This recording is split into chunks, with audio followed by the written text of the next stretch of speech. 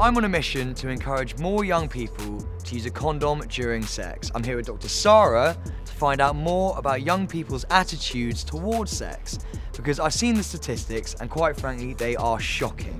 You're absolutely right. You know, the rates of STIs are so high amongst young people. We know it's particularly bad with chlamydia and gonorrhea. So we need to highlight the risks associated with STIs and also raise awareness about how we can protect ourselves against STIs.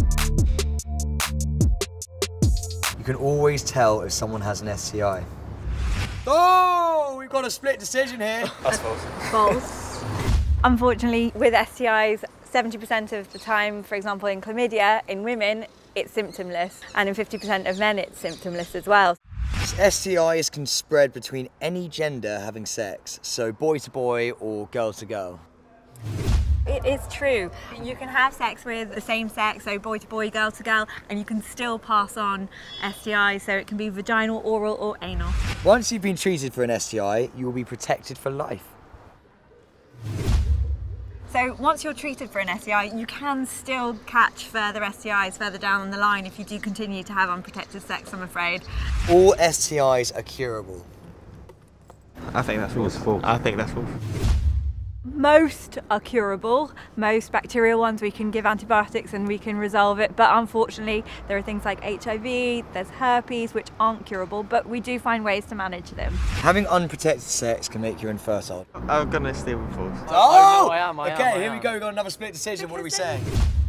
Unfortunately, chlamydia, gonorrhea can cause infertility, often by causing pelvic inflammatory disease. I didn't realise STIs could make you infertile, if I'm honest.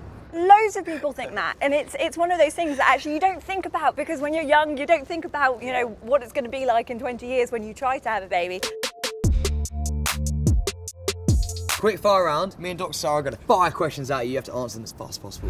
Name as many STIs as you can. Syphilis. Chlamydia, herpes, Genital warts. Little things that run around. maggots, mouse. Mouse.